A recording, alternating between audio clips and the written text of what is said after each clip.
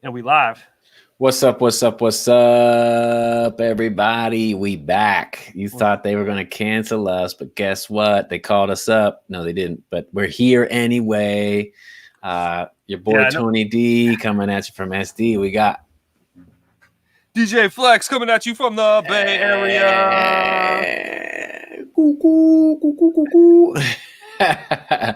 It's good to be back with y'all. Hopefully, everybody's been safe. I know you haven't been sane because that's not possible in this day and age. But we're trying to cling on to every fiber of sanity that exists. And we hope to give you a little taste of grounded insanity during the next hour. If that's an oxymoron that you can appreciate, then yes, join us on this journey for grounded insanity. It is September 16th already, 2020. Crazy. Madness abounds, but we are back. And we are ready to get into some conversations with y'all about some things that are popping off in the world, and then some things that are top of mind for us. But yeah, I think we're going to switch up the format a little bit. For those of you that have watched episode 1 and 2, tonight's going to feel a little different. We're going to be a little bit more conversational, a little bit more free flowing, not so structured, and kind of segmented into stories that each of us are going to do. We're actually going to just take a team approach to this episode and hopefully, yeah, let us know what you think. Let us know if it works. If it doesn't work, again, always feel free to share your thoughts in the comments. Like the channel, subscribe to the channel, share it with your friends, tell your friends to share it with their friends. Yeah, with that, I will pause for a minute because I just heard it had to be fireworks. I'm hoping. Uh-oh. But things just got really loud. I hear the dog going off, so something got Dogs going off. Hey man, if you got to go check it out, go check it out. I'm hoping that it was just some fireworks. I know my one dog is definitely afraid of fireworks, so she's probably cowering right now. Speaking of fireworks, so and this is like a nationwide thing and maybe even a worldwide thing, but during the first couple of months of the pandemic, there was just like fireworks going off every night up until July 4th. Has it calmed down for you guys in San Diego, or is it still kind of like a nightly or weekend kind of deal? It's definitely calmed down from what it was, because I mean it was like almost nightly. Every night. It was crazy. Yeah. It was crazy. It just made no sense. So it's definitely not nightly anymore, but randomly it still happens. Like right now, I don't know why anybody would be lighting off a firework on a Wednesday. Oh, because people ain't got nothing else to do. People at home, and they just gotta light something on fire. Gotta blow some shit up. I mean, I get it. I could understand it more. I think if I didn't live in California or Oregon or Washington or Idaho, or Colorado, but yeah, exactly. Just giant states of raw tinder ready to just explode with the smallest of sparks. Yeah. I know. So sorry, everybody. That was a little detour, but that's what the show tonight's going to be like. We're just going to take some organic detours like that. I don't know. Maybe they were watching the show and they are so excited that we're back on air that they decided to light off some fireworks. So we'll go with that. Or they just wanted to, whatever. Yeah. But how you doing, Alex, man? How's life? What's good? What's bad? What's in between? Well, I mean, it's okay. So first off, it's good. Like I live up in the Bay Area. For those of you watching this for the first time, Tony's down in Southern California. I'm up in the Northern California. And we've been I hadn't seen the sun until yesterday for over a week. And then for about a month, we were in like catastrophic, there was just smoke everywhere. It's all relative. Again, I don't want to sound insensitive. Like people are losing their homes, like people are losing their lives. There's just what's going on in Oregon now. Like it started here, now it's in Oregon. Is just unthinkable. But So I just very, very blessed today.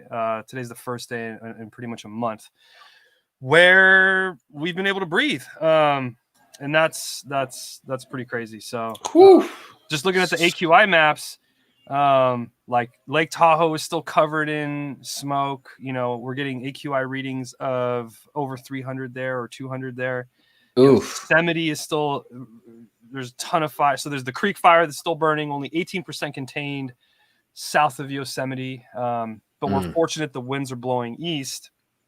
Yeah, I heard that somewhere, is it, not in that area you're talking about, the one that's either south of Yosemite, or it might have been Tahoe. Somebody said that like they've got AQI in the 400s, like 460 or something like that, which is insane. It's like being inside of a car muffler. Like, how does it get that bad? It's unimaginable. Like it hit in the mid 200s here, was the highest in the Bay Area.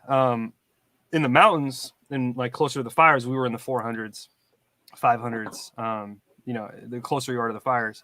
Yeah. But down here, the highest it got was like 250, and that was like, it's unbearable. And you know, I got kids, so it's not just about me. Like, I got to make sure they're good. So we got the air purifier a couple weeks ago, and I literally got it like 2 weeks ago. The day that I got it was the first day that the smoke was clearing after 2 weeks of smoke, and then it just came back full force, and then we were just stuck in it. So I'm glad I was able to pick one up. We would and dude, I started like freaking out too, because I was reading some guy on Nextdoor. I think I was telling you earlier. There's a whole bunch of like scientists and people that live around here, you know, and doctors that work at Stanford. And he was saying like he has carbon dioxide and carbon monoxide like sensors in his home. And he was saying that like, because they had kept the doors shut for so long to prevent smoke from coming in, that the carbon monoxide and carbon dioxide levels in the house were getting to a once it hits like 10%, like you can go unconscious, you can die, you can have a heart attack, So I read this and I started freaking out, because we hadn't had, at that time when I read it, we hadn't had opened the doors for at least 24 or almost 48 hours, because that's how bad it was. And so I was talking to the wife, and I was like, dude, we just got to wait till it gets as low as it can go, open all the doors, recycle the air. It was all bad anyway, but like get it in there. And then we just put the air purifier on full blast. Yeah. So, oh man, that's crazy. I didn't even think of that. What?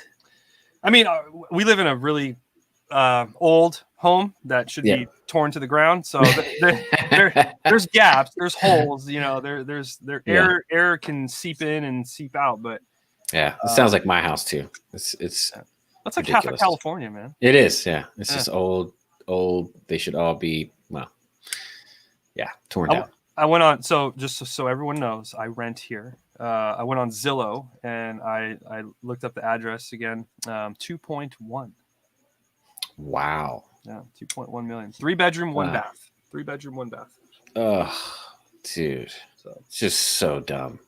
So dumb. For a place that should be torn down and started over. 2.1 for a 3-bed, 1 bath on it's a 7,000 square foot lot. And it was built in the 50s or 60s. And literally everything should be replaced. Like the roof needs to be replaced, all the windows. You really got to hope that that's part of part of the silver lining of this whole pandemic thing, is that those types of prices go down. I don't know if it will. Again, it could be just optimism and naivete. But God, you know, if people start leaving in mass and they don't have to work in the office, maybe there's some chance that those types of ridiculous prices go down. Because that's what it's well over like what, $1,000 a square foot. Yeah, it's well over that. It's 1,000 square feet, so it's 2,000 a square foot. Yeah. 2,000 a square foot. That's just insane, dude. Yeah. It should be made out of gold. Yeah. Like that's just madness. And in Texas, we're looking at homes that are in the it's like $115 a square foot. Or, exactly. So you get triple the house for 10x, not 10x, but like, a lot less. So, well, good to hear that things are clearing up. The kids are okay. You guys are fighting through it. I know it's been chaos. That is just on one thing on top of the other, just like all of us that, you know, can very much relate to with this 2020. I don't even know what to call it. you know, Book of Revelations, but real life unfolding. It's funny. I was talking to my dad, and he's like, "So I saw that the air quality's better. Like, how you guys doing?" I talked to him today, and like we were just basically joking about it. Like, oh, everything's fine again. The only thing we got to worry about is the pandemic now. Like yeah, like the yeah, smoke's exactly. gone. Like now all we have to worry about is COVID. So yeah, exactly. Now this is just this unknown, uncurable virus that's airborne. Yeah, that's all. It's insane. And then all these other types of things that are happening. The fire season is just getting started. Dude. It's scary to think about it that way. We're not even near the peak of fire season. And we're literally, this is the beginning. I think September was supposed to be. We've already smashed records, destroyed records. Then you have things like birds falling out of the sky in New Mexico in mass. I didn't hear about that one. Yeah, that's a new one. Just birds literally falling out of the sky dead. I think that happens like every year, though, doesn't it? Or every decade or something. Exactly. There's something about this, and I didn't go and dig into the story. I just saw it in passing, like the headline, like, oh, okay, so here's another thing. It's just like the one you shared. You showed, sent me a link to about the swarms of mosquitoes coming off of the flooding of what was that hurricane or tropical storm? I forget the name, but in Louisiana. There's flooding happening due to tropical storms or hurricane level, rains. And then from these floods are hordes of mosquitoes birthing and flying and killing livestock. Hundreds of horses and cows. Yeah. Being drained to death by mosquito bites. Now, if that doesn't ring some biblical end times bells, then you were raised in a different Roman Catholic school than I was. And I mean, that's just straight up Book of Revelations. Like, I mean, so it was. I totally agree. It's Revelations. It's end of the world. It's just another one of those things. Just piling on top of everything else. But it is an isolated event. But yeah, 300 to 400 cattle, hundreds of horses and cows. So I think they're just the headlines kind of lumping everything in together. There's a deer rancher. He had a bunch of deer who he just found dead, and they were like drained, like literally drained. That's from so many crazy. And for anybody that checked out the last episode of this, if you remember, I had a segment about those 750 million genetically modified mosquitoes that they're going to be releasing in the Florida Keys. So the first thing I thought of when Alex sent me this article about these animals being drained of their blood, I was like, mosquitoes. The GMO mosquitoes. They said that they don't bite. They're supposed to be all males. They don't bite. And so quickly it was like, oh no, this is just normal, natural death mosquitoes that are feasting on livestock. That's just chaos. It's like a plague. It's just crazy. Multiple plagues this year: fire plagues, wind plagues, plagues, and yeah, it's just insane.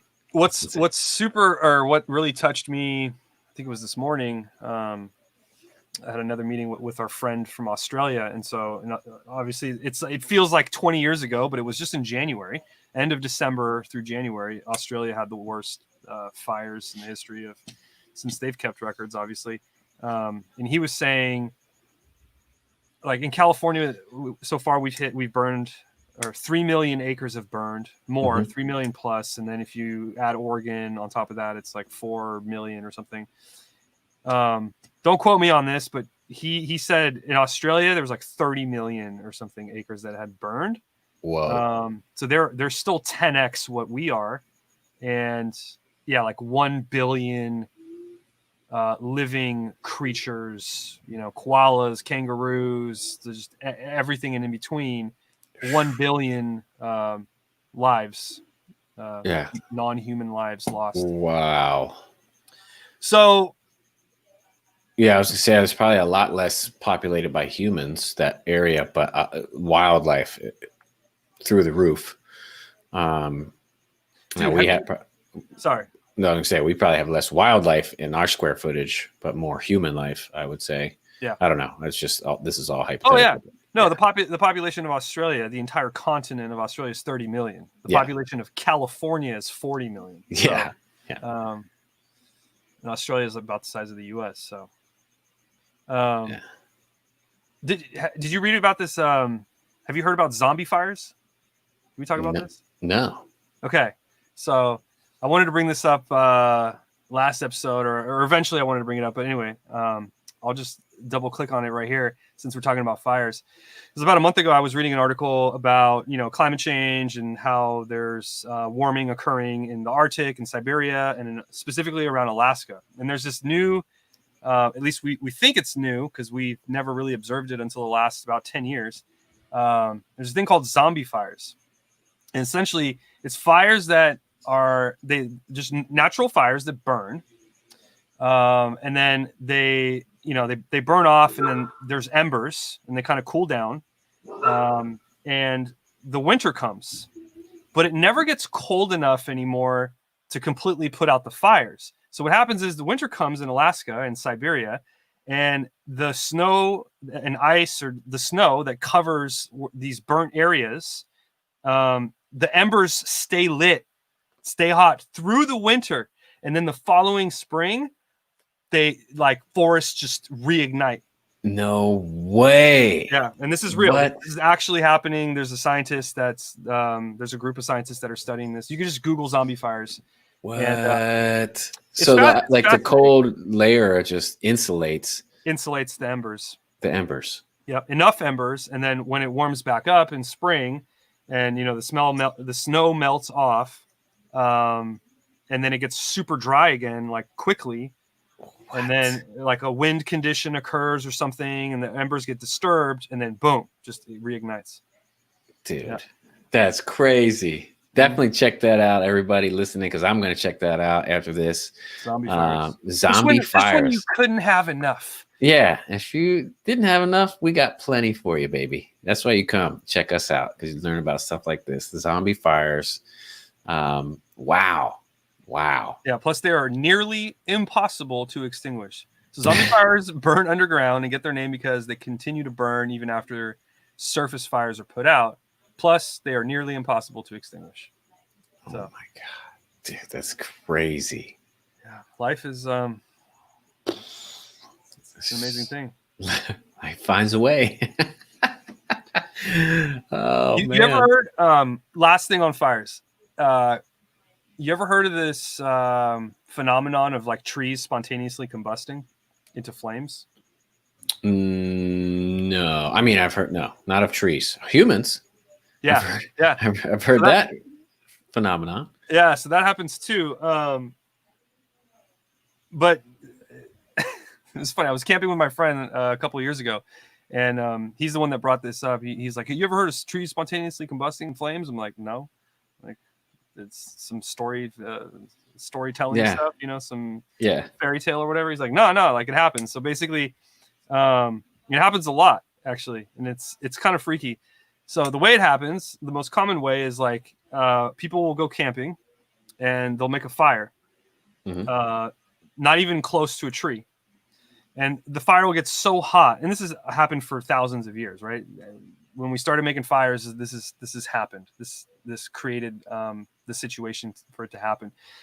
Fire gets super hot, and then you put it out, whatever, you leave. And what happens is the fire actually hits a root of a tree that's way over there. And over the course of several days, weeks, months, from the root underground is burning. And it eventually makes its way to the tree, which is 50 yards that way or 10 yards that way or whatever. Yeah. And then, you could just be camping one day under a tree, and it just spontaneously, it gets hot enough in its core that eventually it will burn out. Burst into flames. Dude, what?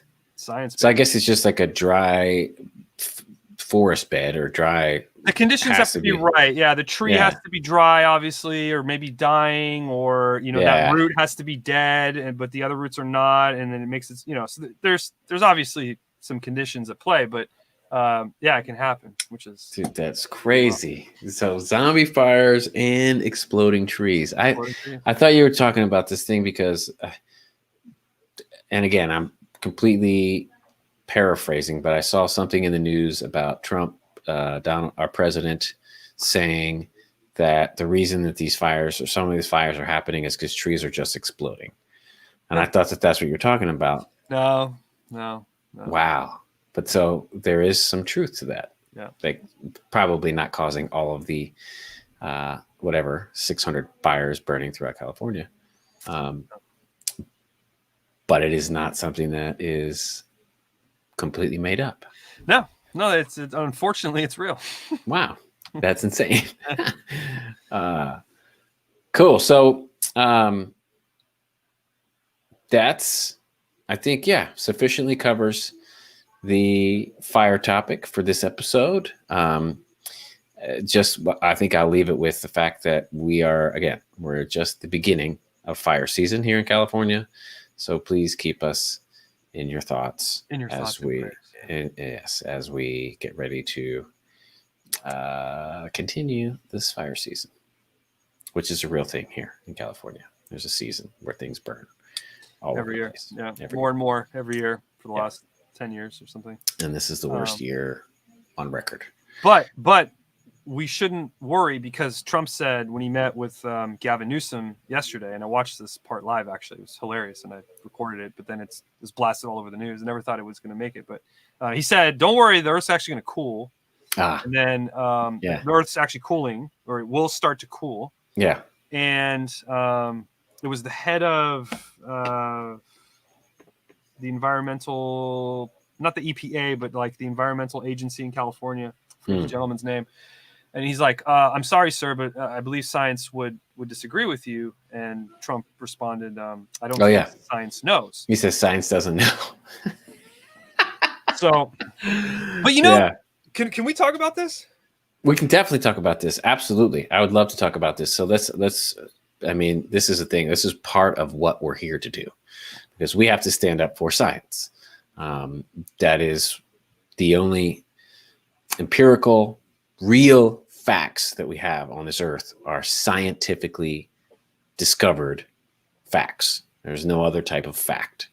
Until we prove it wrong or whatever. Exactly. But that's peer-reviewed science that's tried and true and, has to be that peer-reviewed. People independent of each other, have nothing to do with each other, no ulterior motive, say they come to the same conclusion using different tactics. It's just a fact. That's how we know the gravity is real. That's how we know we orbit the sun, regardless of who out there thinks that we do not. We do orbit the sun. There are some facts that have been scientifically proven. You can't prove that, Tony. Yeah. I personally can't prove anything. I don't even know if I'm really here right now. We could all be in a digital matrix. We're all nothing. There's space in between every atom. We're just space dust. Yeah. We're just collections of bacteria that have evolved over millions of years. Back to what were you gonna say about? So I have a friend who lives in Oregon, and he's also a man of science, but he's been he's been hard to talk to ever since he moved up to Oregon in terms of some of his new theories. But he has shown me, and this is all data from NASA, and this is what makes this whole climate change thing even more confusing because there's a lot of scientific studies and evidence around, yes, the Earth potentially, and it's not really the Earth, but the sun, more specifically, is going through a cooling period and is transitioning into a cooling period. So he's one of those people that doesn't believe in climate change, as in a man-made, climate emissions, change. CO2 emissions. Yeah, there's not enough. Man has not outputted enough CO2 to create an increase in temperatures on the planet. Yeah. A situation. Where does he get that data? Because it's completely patently false. I mean, every peer-reviewed scientific journal on Earth by anybody with any valid credentials has a consensus. There's a consensus that it is us creating these issues. It's CO2 emissions. It is human created chaos. So where is he getting his data? I'm just curious. Well, I don't want to get into all the details in this episode, and we can definitely spread this out over multiple episodes. We should bring him on as a guest if we can. If we, I'd love to. Oh yeah, dude, for sure. I would love to have that conversation here. What I find interesting, and this is not just coming from him, but there's another guy that has a YouTube channel that talks a lot about specifically the sun, and he's dedicated his entire last, I think, 10, 20 years to studying solar cycles and the complexities of the sun and how the sun impacts the Earth and the climate models on Earth. So, and I will just say that both of these people believe in protecting the Earth, and they believe that we should be responsible human beings, and we should not be polluting, and we should not be littering, and we should not be consuming fossil fuels at the rate that we're consuming them, et cetera, et cetera. Plastics are terrible. They fully believe these things. However, there's one thing that all of the climate models lack as a data point. From this, this 97% of scientists believe that climate change is man-made. All of the scientific data, all of these scientific models lack one very important data point: the sun. There is no climate model that includes the impact of the sun, either geothermally, electromagnetically,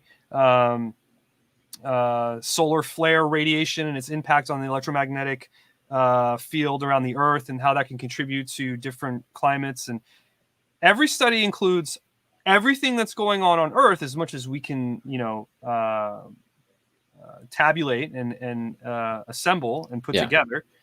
But none of the models include. So that this is their big argument. This is where all this is coming from. And I don't know if they have numbers saying that man-made CO2. I don't know what numbers they're getting. They're obviously getting them from NASA and from the scientific community at large, but they're also adding the fact that the sun is actually a far greater component to Earth's climate than we're giving it justice, because we're not including it as a variable in climate models. So interesting, because I would think that, from what I understand, again, very crude understanding. I'm sorry, not to cut you off. Just a thought here is that part of the big reason that the man-made emission problem is causing climate change is because it is destroying these natural protectant layers in the atmosphere that are opening us up to more UV rays and more intense radiation from the sun that would otherwise be naturally barricaded, right? Well, that's depletion of ozone. So yeah, there's a lot of man-made gases and products. Like we had a ban on those aerosol cans, aerosol sprays that they just kill ozone. Ozone has actually, because of all these bans, has actually healed up quite a bit. There used to be this massive hole over Australia. I believe it's still there, but it's small. It didn't get bigger. So there's been huge improvements there. But no, carbon dioxide. What it's doing is when the solar radiation penetrates the atmosphere, bounces off the Earth's crust, it gets trapped by the carbon dioxide. So it's not that we're like removing layers; we're actually adding more a layer of carbon dioxide. And when the radiation can get in, but then it can't escape as quickly, and that's creating the heat. So again, these people also believe that if you increase levels of CO2, you will create a warming effect, a greenhouse effect. But their argument is it's not enough. We're not generating enough. So I would love to talk to them further and to get to see what kind of data they're actually getting and where it's from that shows this. That shows this. And I would also like to see that contradicts 97% of the scientific community. Yeah. I can't imagine that 97% of these scientists are just coincidentally leaving out the sun, which is the single most powerful entity in our entire surrounding environment. And this is where the conspiracy theories start. There's concern and there's definitely bewilderment as to why they don't include the sun. And I could be completely wrong. I haven't studied every single climate model out there, but like from the little surface, like from the articles that I've read, and they're sending me links from NASA. These aren't links that like I've space.com, nasa.gov. Like I haven't, checked every single link that they've sent me or corroborated, independently researched, everything. But totally lost my train of thought. But yeah, supposedly they don't include the sun, and this is where the conspiracy theories start. Is if they're flawed and they're not including the sun, this is part of the whole agenda to go green and to create the multi-trillion-dollar industry that is the next energy industry that's being led by the Democrats. Yeah. So yeah, interesting, because it just seems interesting that I definitely need to do. We need to do some more digging, because it seems like to politicize it seems very self-serving to the shock value of that. I think, from what I understand, the science is pointing to, yes, we are seeing hotter and hotter temperatures every year. We are seeing the melting of polar ice caps. We are seeing the catastrophic disappearing of ice and glaciers across planet Earth. But again, I mean, so their argument there, again, it's a very interesting argument, and they've shared a few links, and they've shown me some data from NASA. The only thing that you see on the news and you hear about on the news is the melting glaciers and the melting ice caps. There are shockingly many glaciers that are actually growing and getting colder. Yeah, and forming. So you have some that are melting, and you have some that are forming or getting bigger. Yeah, but you don't hear about those, right? You never hear about the other things that are happening. You're only hearing about the melting. So again, this goes back to the whole conspiracy theory. And to tie this all together, the reason why I even brought this up, when Trump said, and man, if you guys haven't seen the video, like you have to see the look on his face when he answers this question. When he says, the Earth's going to get colder, and there's just like a big smile on his face, and then he says, I don't think science knows. So the conspiracy theory is there are scientists that are above that, the NSA scientists, the super the guys government that have control of the weather making machines. Yes. Yeah. So those guys. That's what I instantly thought of, is like, oh, maybe they know something that we don't know, But, or maybe he's just straight up talking about that it's going to be wintertime. And in his small little brain, it's like, yeah, it's going to be wintertime. I guarantee you it's going to cool down, maybe. But again, we've seen there's a diabolical level of intelligence there. It's not just all empty. No. Would you like to talk about this? Cans of paint. No, we don't have to go into it. At the risk of becoming too politicized and too negative, I would like to at least avoid as much as we can. But there are just some things that we have to talk about, like the whole that whole exchange that you're talking about. I saw as well. Is just it's baffling. It's mind blowing to see somebody just so boldly in the face of science basically say, "Oh, science doesn't know everything." When in my mind, that's complete bullshit. Science knows everything, and it knows 10 times more than some fucking failed casino manager. Doesn't know everything. It knows the only things that are knowable. Yeah. But with our human capacity, right? Within the context of our human capacity. But science does create more questions than answers. Exactly. Which is the whole point, right? It should be.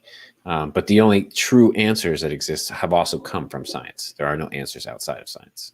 There aren't. It's just, that's all. People have faith and they have beliefs and they have ideologies and theories, but nothing that's a known answer has come from anything other than science. You can't know something unless it's been scientifically proven. You just can't. But yeah, again, in that same vein, has created more questions, and that's why there are such things as medical research, environmental research, and all kinds of research that exists, because there are so many questions that exist. Space research, astronomy research, mathematical research, so on and so forth. But again, science has been at the core of the creation of most of the doctrines of answers that we operate on, and be able to create the world that we live in, the societies that we exist in, the buildings, the streets, the communication systems, The the Earth transportation is not systems. No, it is not.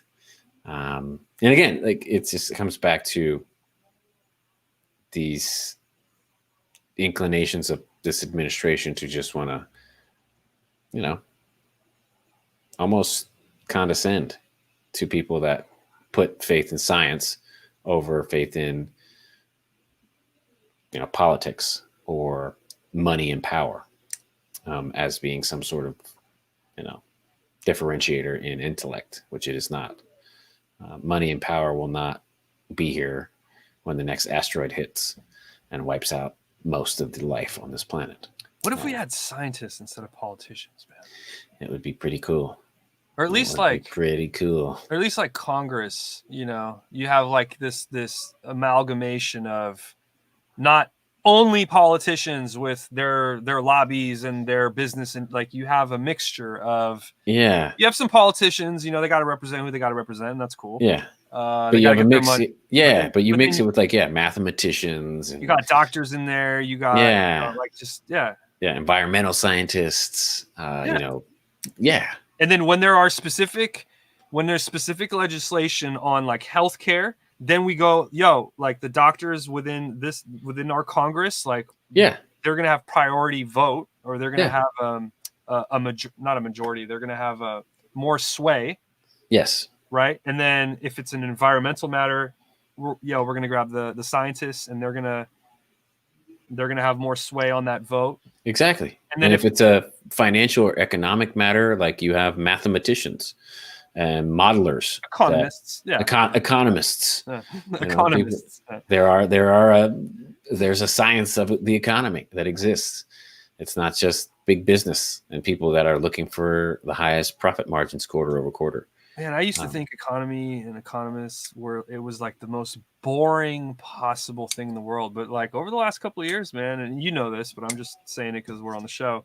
Like it's truly the study of the human being, of not on an individual level, obviously, but on a macro level. It's a study of societies and absolutely civilizations.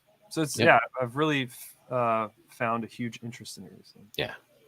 It's what's that? Is it anthropological?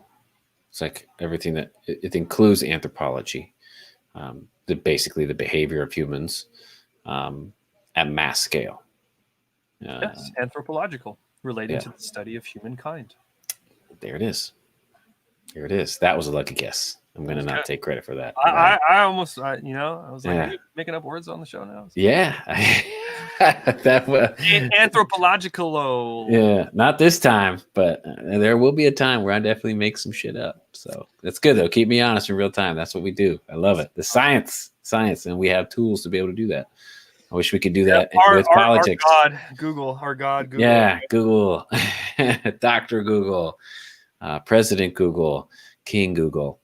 Yeah, man, I think that, again, it's just a very, very big ideological war going on right now between science and hearsay and, money. It's really between science and the powerful money interests that are generations and generations old, that have sway on control of things. Whereas it should be a little bit more leaning towards scientific fact. With that, I think that's a good segue to another topic we wanted to talk about, which is kind of related to science. I think I'm going to skip ahead to something that is pretty, I guess this is the definition of unprecedented. It has no precedent. One of the oldest publications in the country of the United States, Scientific American magazine, has, for the first time in their history, made a presidential endorsement for the 2020 election. This is wild, crazy. Craziness. Absolutely insane. So in the 175-year history of this publication, they have never stepped into the political ring and made a presidential endorsement. They are changing things up, and they have endorsed President Biden, or should I say, former Vice President Biden, candidate Biden currently, for President of the United States of America. And their justification and their explanation is that science has to win. This is a literal matter of life and death because of the disrespect for science of this current administration and the people that follow this current administration. They have a clear disregard for the truth. And if the truth doesn't fit a narrative that backs this gentleman's ideologies, then it's thrown away. It's skewed. It's called fake news. It's part of the Democratic National Convention Committee conspiracy theory to drive this Green Deal through. Oh man, here we go with that. They're not that intelligent, dude. They are not that intelligent. Who's not that intelligent? The Democratic National Committee is not that intelligent to say, hey, we're going to go convince this old magazine, Scientific American, to go and endorse Biden so we can get the Green New Deal passed. You just pay somebody $1 million and then they write the article. I mean, I don't think that it's again, I don't give them that much credit for that intelligence. Maybe, but I don't give them that much credit. Question everything, Tony. You do question everything, but again, it comes down to I do firmly believe that this election is a matter of life and death. It's already been a matter of life and death to see science thrown down the drain for 200,000 and counting Americans. That who knows how many of those people could have been saved if this virus and pandemic would have been treated more seriously from day one, and science had been at the forefront. If there had been a scientist instead of a whatever you want to call him, a blowhard, politician leading the charge, maybe we would have saved 95% of the loss of life that we've seen. And it's going to continue. There are numbers that I've seen that by January, we're going to be at over 400,000. So by early next year, we could be at 500,000 people dead, which is quite literally a genocide. It's a genocidal level of death that could have been avoided. 600,000 people a year die of cancer. 600,000 people a year die of obesity and heart-related yes, obesity-related. Those items are true, but those items are also completely known to science, and they are things that happen in. Yeah, I'm not by any means am I saying it's okay. Well, it kind of seems like you're playing devil's advocate. I get it. Devil's advocate. I get it. And these arguments are things that keep coming up, and it's dangerous because cancer is a known entity. It is a known entity, and it is caused, which we don't know for sure why it's always caused, but it's caused mostly by man-made things. Cancer as a general disease didn't really exist before the Industrial Revolution. The reason that it exists in the numbers that it exists now is because of humans. We've created radiation. We've created our diets, the big food, big farm, big farm consumption, overconsumption, overconsumption, and then in addition to that, radio waves, wireless waves, people living under power lines, like all these different types of gamma rays that are in the air, microwaves that are in the air, proximity to radiation, and who knows, like all the other man-made things that like lead paint. There's literal signs all over California that says, hey, the materials that we use to make this building are known to cause cancer. So good luck and sorry about that, but there's nothing we can do now. The building exists. But that's cancer. And this pandemic prior to whenever it was, December, didn't exist. It's brand new. There's no vaccine. There's no cure. There's no what's it called? There's no empirical peer-reviewed research yet that has been established over the course of several years, which is how long it takes in science to really get to the understanding of a disease and a virus and transmission and treatment. You can't just all of a sudden have this disease out of nowhere and say, this is a hoax. This is nothing. when you know that it isn't nothing, you know that it is dangerous. Yep. And that's what that's one of the big questions we have just that right now in the general public, and why we name this episode what we name this episode is who knew what and when? How much did they know? They knew everything. If they knew everything and they intentionally masqueraded as if they didn't know or they downplayed it, yep. Can you really actually deny that could be genocidal behavior? That is if I knew right now, Alex, the food that you're eating, if I knew that the food you were eating, because I sell you the food that you're eating, was going to kill you. Yeah. If you keep eating it. Yeah. But I intentionally held that information from you because I didn't want to panic you. I didn't want to. Tobacco companies. I didn't want to upset your day-to-day mental health, and I didn't want to put you into a panic and let you eat that until you died. And can I be held accountable? Yeah.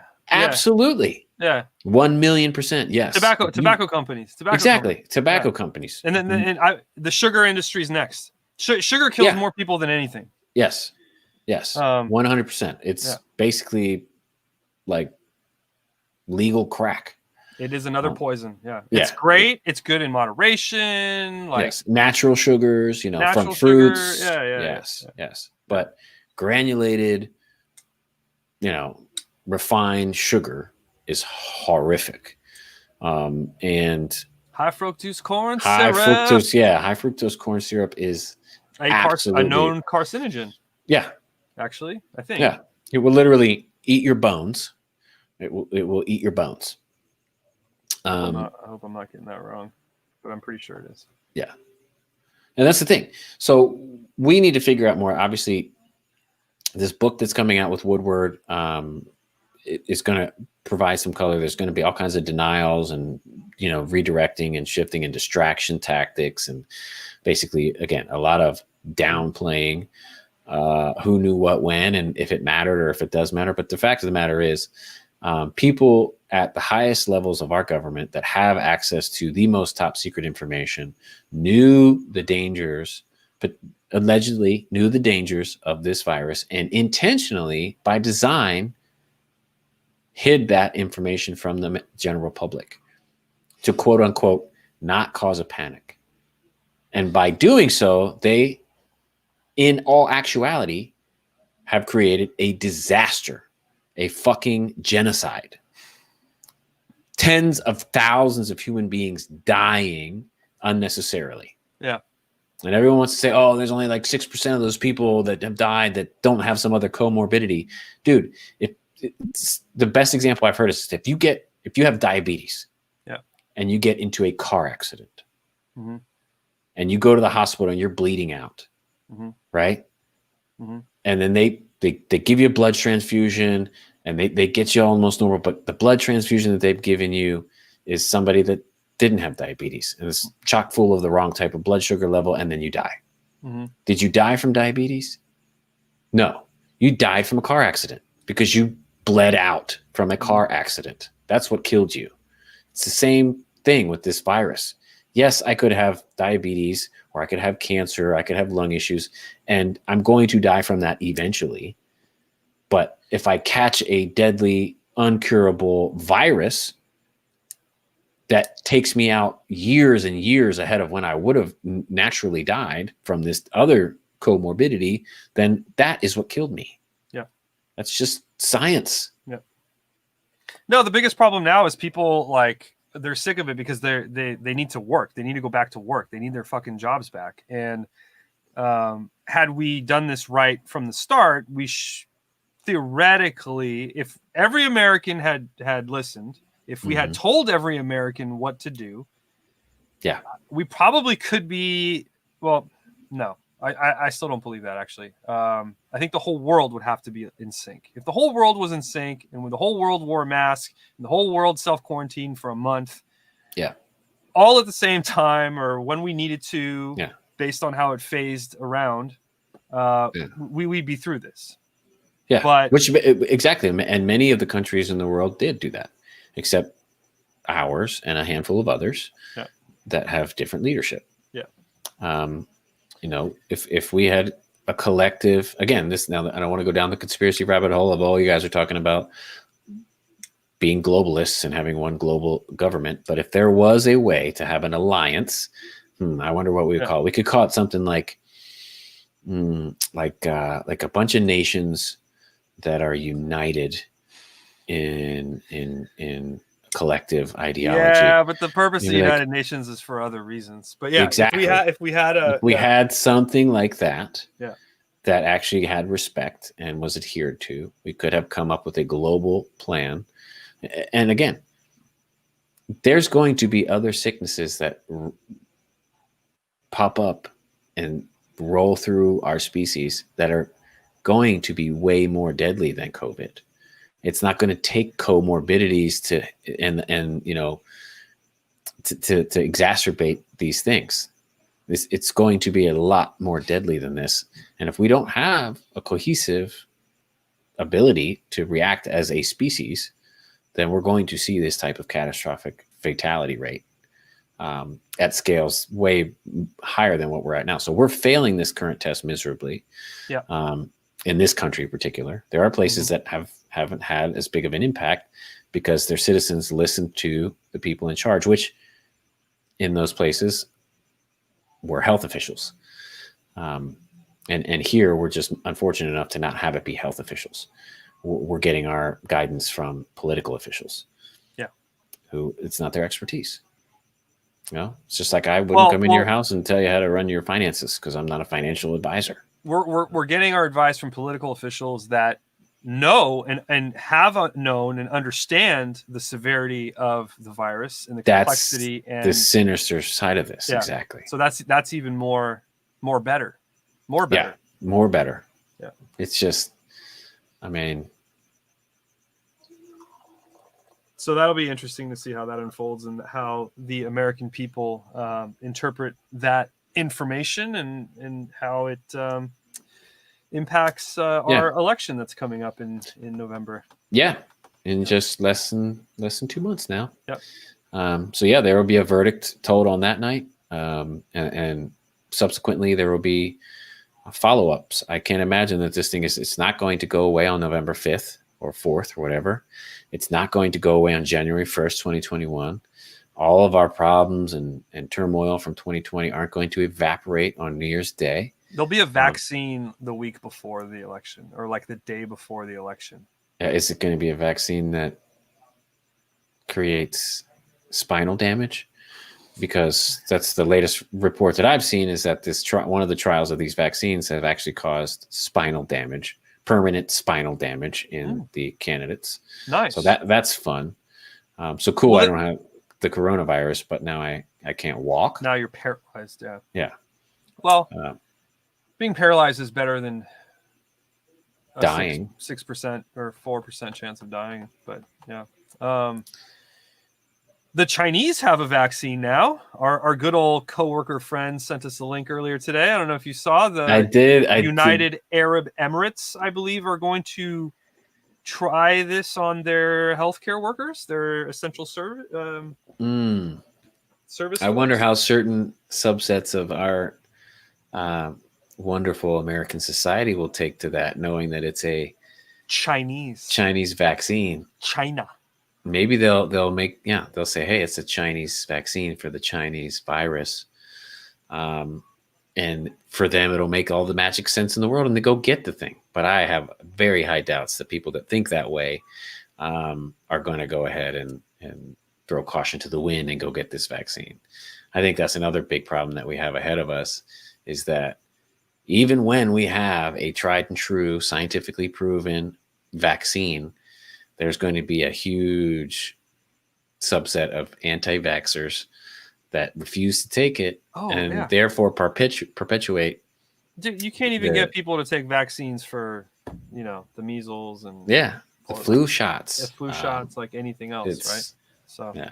Speaking of which, if you guys are on the fence this year, let me hopefully nudge it a little bit. Get your flu shot. Yeah, Hearing they're free. They're free. that they're free, Yeah. it is probably the most critical time in human history to go get them. Is this particular winter that we have coming up in the Western Hemisphere? I guess they'd call that summer in the Eastern Hemisphere. But that's what they want you to believe, Tony. Yeah, that's what they want to be. And I'm going to believe it, and I'm going to live because I believe it. So I'll take that. I'll take that risk 10 times out of 10 because it's just not worth the risk. It's not worth the risk of, because they are talking about that it is very real possibility that people will have both. They will catch the influenza and they will catch coronavirus at the same time. Yeah, that could be pretty bad. Yeah, that could be really bad for a lot of healthy people. Yeah. I'm not a huge flu vaccine type of person. I've gotten it a couple times. I'm full support of what you're saying. I think our message, I'm aligned. We should be encouraging this. Absolutely. I'm probably going to get mine as well this year. The only reason why I don't get it every year is, while I don't believe I've ever actually gotten sick from it, but it can happen. Sometimes your body reacts to it a little bit differently than others, and sometimes you actually get the flu and whatever.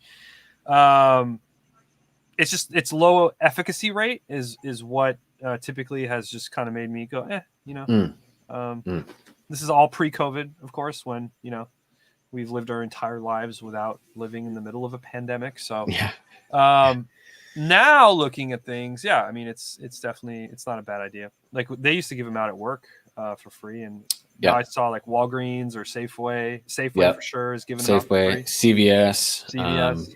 Yeah, and I'm right there with you too. I have not been historically somebody that gets it every year. Yeah. In fact, I can't even remember the last year that I did get it. It's been a couple years for sure. But this year I'm not messing around. My wife and I are going to go get it. My wife works with kids in preschools and now elementary school, and by law in California, you cannot work in any, even as a volunteer. Like you must be euthanized. Sorry, you must have your vaccination. I like that. I had to throw that in there. Freudian slip there. So yeah, I mean, wow.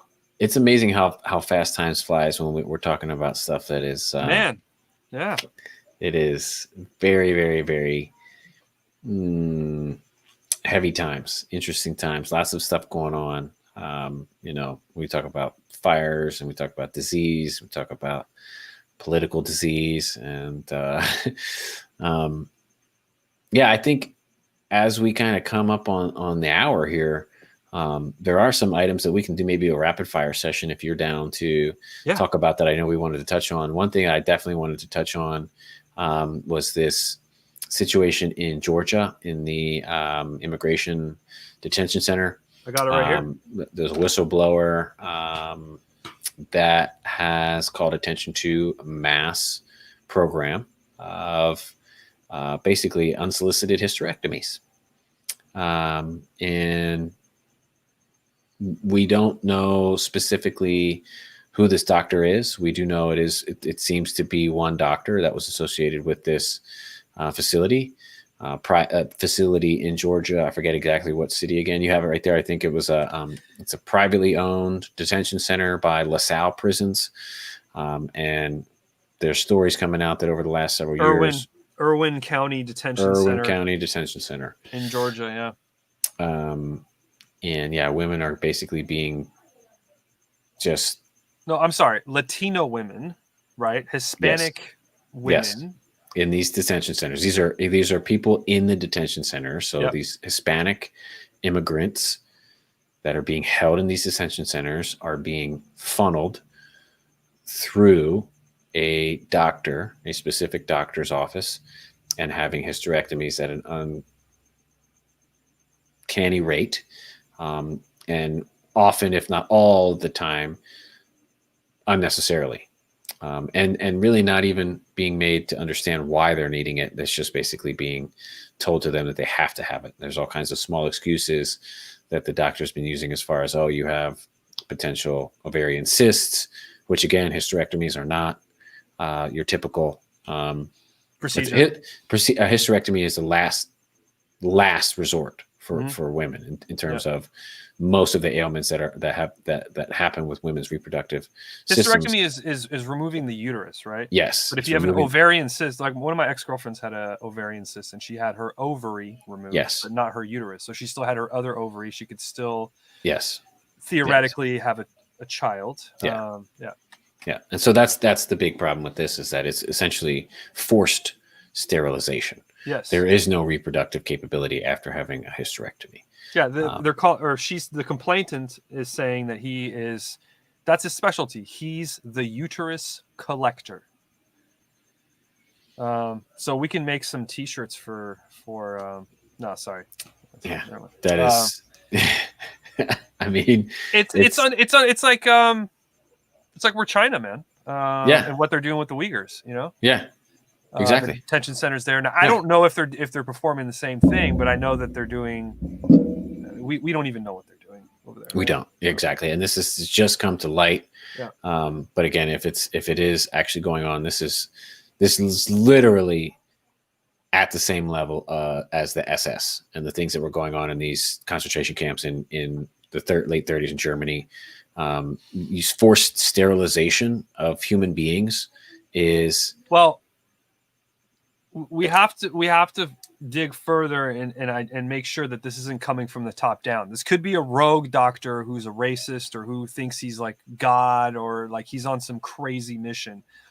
Or if it turns out to be a directive, and I don't know if we'll ever know this, but if it turns out to be a directive from the Department of Homeland Security, from the administration, then exactly. It's relatable to what you were saying. But absolutely right. That's an absolute great clarification. If it starts to become corroborated that there's just a systemic thing happening at other detention centers in other states, other stories that come from other whistleblowers. So we're at the beginning of this thing. We do know that we've heard of other atrocities going on at these detention centers, lack of proper health care, lack of protection for against the coronavirus specifically, kids being separated from their parents and then also, forced to be basically taken care of by strangers, other detainees having to take care of children. There's a lot of atrocities that we kind of know about, and there's probably a lot of things that are still being hidden from us. But yeah, that's one thing I did want to touch on real quick. Again, I know that's a very, very difficult topic, very dark topic, but I think that it's important to bring light to it so that it doesn't get swept under the rug. Because when we all look back on this 5, 10, 15, 20 years from now, and we have to answer to our kids and to our grandkids as to what we were aware of and when we were aware of it and what did we do about it, we're going to have some hard questions to answer. If we're going to be able to look yourself in the mirror and say, I did everything I could and I made myself aware and I spread the knowledge, then, you're going to be able to sleep at night and say, I did what I could. But if you just want to turn a blind eye to it, then, think back on what you know about world history and what you thought about people that just turned a blind eye to these types of atrocities, and see if you want to be associated with those types of people, or if you would rather fall into the category of people that, hey, I didn't stand for this. That's basically the question you have to be able to ask yourself. Are you going to stand for it? Are you going to say something? Or are you going to turn your eye? So it's tough, man. It's tough. We're definitely getting closer to that boiling off top point for sure. Yep. For many different reasons. But yeah, I agree. Like, this is completely unacceptable, as was the treatment of immigrants in general crossing the southern border since the beginning of this administration and even before, right? Yep. But it's definitely escalated in the last 3 years, almost 4 now. So, yeah, something absolutely has to be done about it. So, indeed. Please vote. Please vote. Please vote. On that note, I will. I wasn't even going to talk about this, but I will end on something a little bit brighter. Life, potential life. So I don't know if any of you guys caught this, but Tone actually shared this with me earlier this week and or late last week. I did some digging around on Venus. So there's a discovery of an extremely high concentrate, unusually high concentrations of the molecule phosphine. Phosphine is smelly, it's flammable, typically associated with feces, rotting microbial activity, and it's in an atmospheric layer far above the planet's scorching surface. The finding is curious because here on Earth, phosphine is essentially, always associated with living creatures, either as a byproduct of metabolic processes or of human technology, such as industrial fumigants and methamphetamine labs. Although toxic to many organisms, the molecule has been singled out as a potentially unambiguous signature of life because it is so difficult to make through ordinary geological or atmospheric action. So I won't bore anybody else or everybody with any more information, but if you'd like to learn more, just Google Venus and phosphine. Essentially, it's came from the Scientific American magazine as well. Nice. Yes. September 14th. And yeah, Venus might host life, new discovery suggests. So what kind of life? I mean, of course, I think we're talking microbial life. We're talking very small organisms living in the atmosphere of Venus, because on its surface, we believe, I think through science, that it's way too hot. I believe the surface is around 600 degrees Celsius. Surface temp of Venus. Let me fact check myself. 698 Kelvin. I always had a hard time doing that conversion. The conversion of Kelvin. Yeah. And 698 Kelvin is about 424 degrees Celsius. And for those of you that aren't familiar with Celsius, because you're American, like us, that's 796 degrees Fahrenheit. So it's pretty hot. It's 4 times boiling almost. Wow. 3.5 times boiling. Yeah. But yeah, that is technically that's kind of cool. Extraterrestrial life. Potentially. Right? We haven't discovered the life, but we've discovered phosphine, which is typically associated with life or could host it. Or I mean, there's a ton of information in here, obviously, about the history of studying Venus and this actual specific discovery. But more investigations and study needs to be done to find out. But yeah, we think there's life underneath the surface of Mars, and now we think there's life in the atmosphere of Venus. We think there's life under the ice of what's the moon of Jupiter?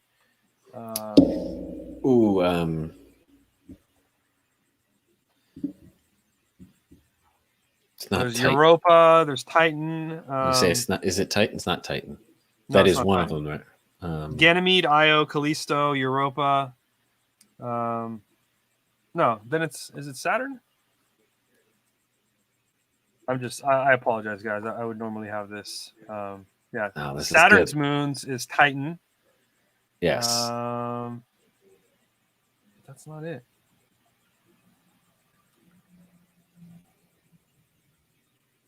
There's one that could potentially be, Titan. Icy world, whose surface is completely obscured by a golden hazy atmosphere. Titan is the second largest moon in our solar system. Like Earth, Titan's atmosphere is primarily nitrogen plus a small amount of methane. And I think we believe that underneath the ice surface is liquid water, and it could potentially host life. Amazing. Yes. So we just need to get Elon and a few others to send some drones or not rockets, but drones to investigate further.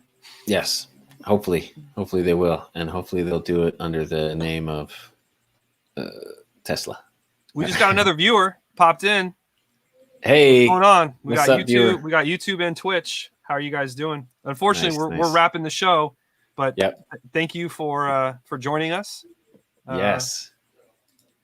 Appreciate the viewership, and to all of you that are listening or watching the replay, again, thank you for checking us out. I appreciate your time. Definitely leave your notes in the comments, what you thought about this show. We definitely went a little bit more off the cuff Wanted I like to this make it. format way better. Yeah, I love it. I love it. I feel a Let lot us more know. we're involved. But yeah, let us know. Let us know what you guys think. But it just feels more natural. It feels much more conversational, and I think that that's really what we were going for in the beginning when we were, you know, designing an idea around this whole thing to begin with. So, yeah, man, I know it's crazy. Like, we probably don't cover nearly as many topics, or maybe at least doesn't feel like we cover as many topics, but we get more in depth and we're more real about it. So I really enjoyed this show. For sure.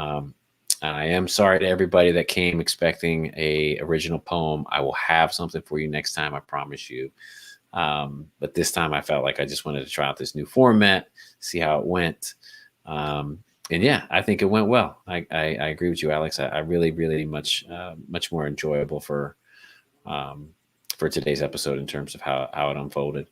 I've got no other topics, nothing else to talk about except, please make sure you guys are wearing your mask when you're out in public. Please don't be stupid with just trying to, think that you're smarter than science. Follow the science, follow the local guidelines. And for the love of everything on this planet, please vote if you live in the United States. And please only vote once. Don't try and vote twice or any other stupid thing that is being said in on the airwaves and the media. Vote once, and vote. Just vote. Yeah. Life, vote for science. And yeah. If you guys like what you heard, please comment down below. Give us some ideas, some topics. We got a whole ton of topics in the backlog, but we want to hear from you guys. Let us know. Give us a like. Give us a sub if you like this content. Perfect. On that note, yeah, we out. We out. Thanks, everyone. Stay blessed, everybody. Thank you for stopping by. Take it easy, brother. One love, brother.